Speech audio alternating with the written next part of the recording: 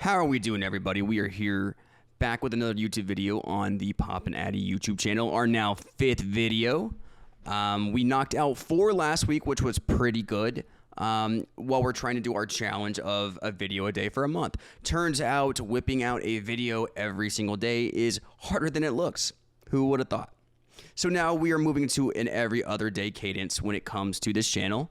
But today we have a banger. We are going to be talking about the gaming industry and its trends from 2024. So this will cover a lot of what we've already seen as we're now entering into Q4. So we'll cover where the gaming industry has been for the past 9 months, but also mention on where we expect the gaming industry to go for the remainder of 2024 and inevitably into 2025. So we got a lot to cover, so we're going to hop right on into it. So the first trend we're going to dive into for the gaming industry in 2024 has been remakes, reboots, remasters, whatever you want to call them. If you have been in the video game sphere over these past 9 months, you have seen the rise, or at least continuation of remakes and remastering video games. Looking back into 2023, we saw things like Resident Evil 4 remade. We saw Dead Space. We saw Super Mario RPG. We saw Metroid. We saw Advance Wars 1 and 2. We saw a Call of Duty game get remade. And now, Call of Duty has done this before. They have remastered Modern Warfare Original. They have remastered Modern Warfare 2. But we saw the release of MW3, which was a copy and paste Modern Warfare 2.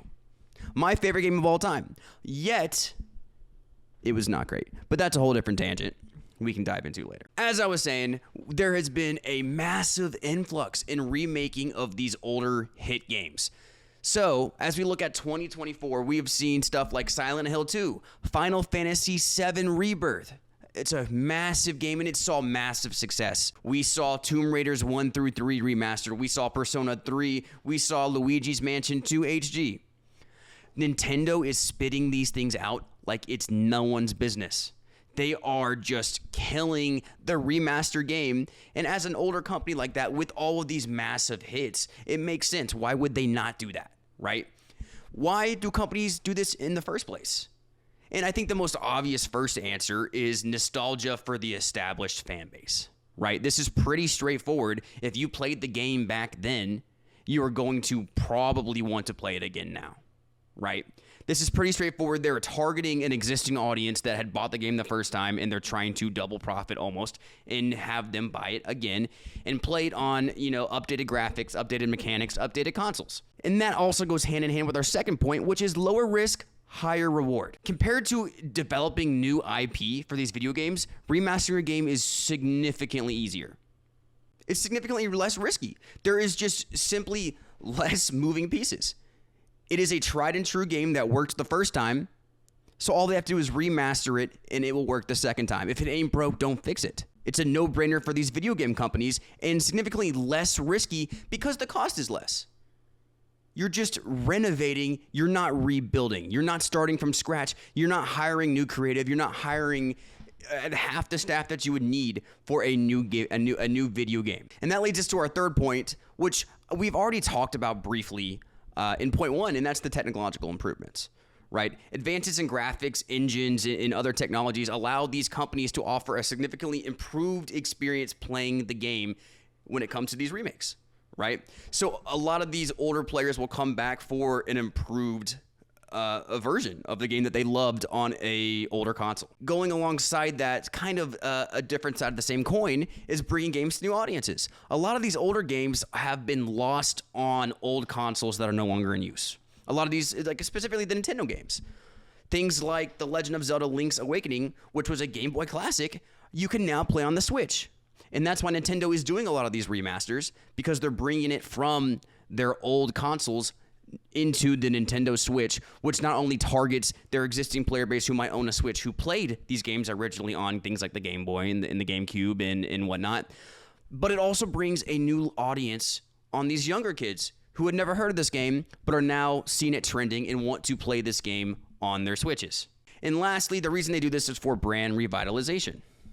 Let's say pick any game you want that has done a remake. A remake has the ability to breathe new life into a fan base. especially if they're coming off a poor release on a game prior. If you struggled on the prior game and then you bring players back into the fold with a remake, the chances of your sales going higher on your new game coming out, your new IP, is significantly increased. The second trend that we have seen in 2024 and will continue to see as we move forward into the back end of 2024 as well as into 2025 is the rise of indie games.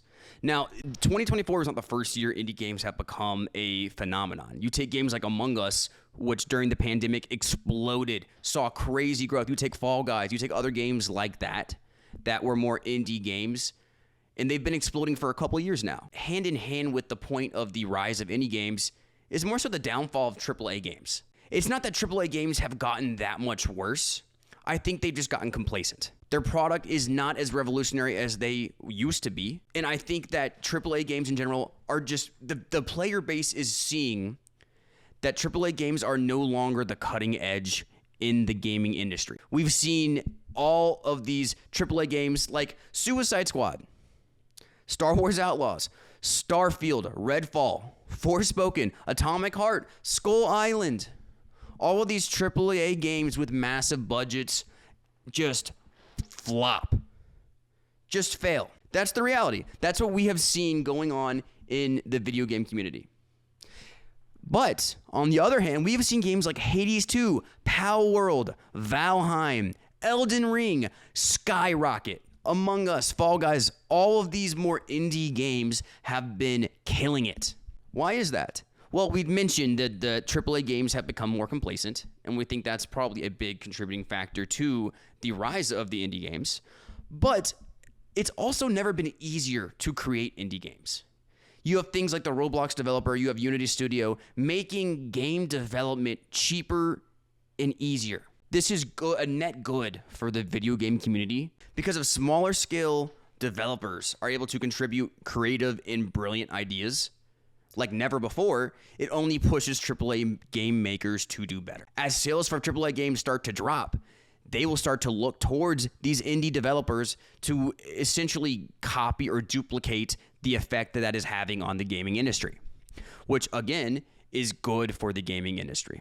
The third trend we're going to get into that we have seen continue into 2024 from 2023 is the idea of companies right-sizing. I think this is a funny term, but a lot of you might not even understand what that means. Right-sizing describes downsizing by companies after a period of upsizing.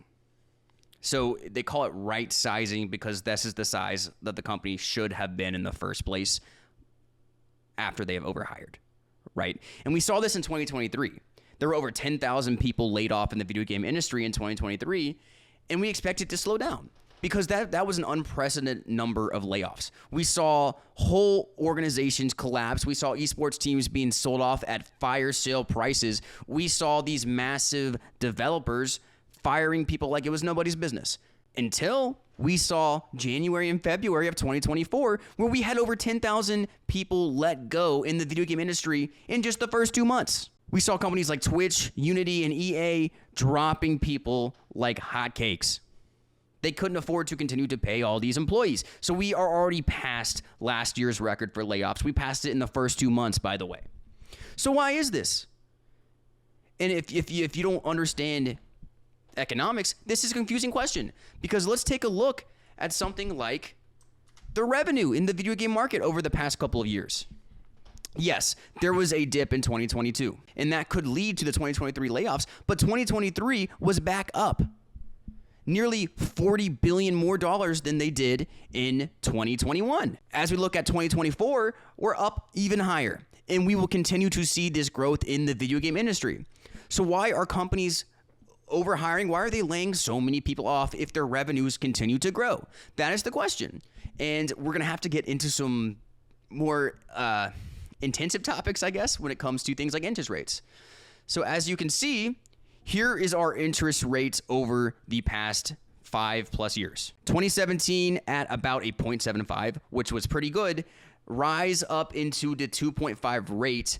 So just so you know, 2% is what the Fed is intending to have the rate of inflation at. And then you see during pandemic, the Fed cut interest rates. Now, what does this mean? because a lot of you probably didn't study finance in college. So what does a lower interest rate even mean for anybody? Essentially, the interest rate is the federal borrowing rate for banks, between the federal government and the banks, and how banks lend money to each other at the prime rate. Low interest rates are made low to encourage more spending. If interest rates are lower, that means I'm paying less money overall. And I know that's a very basic and broad example of how this is applied, but you see it everywhere in the economy. The Fed controls these interest rates, and it affects every single American.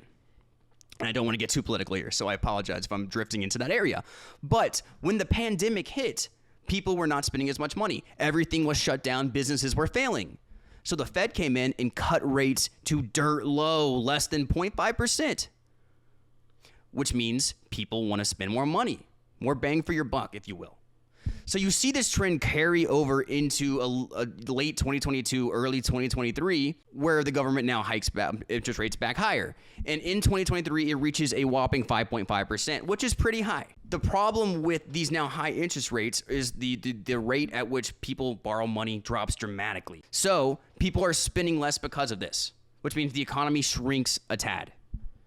The problem with this is that these companies that now overhired at these low interest rates are getting bludgeoned. They're getting bled dry. So to stay afloat, they have to cut a lot of these employees. Now, what does that mean moving forward?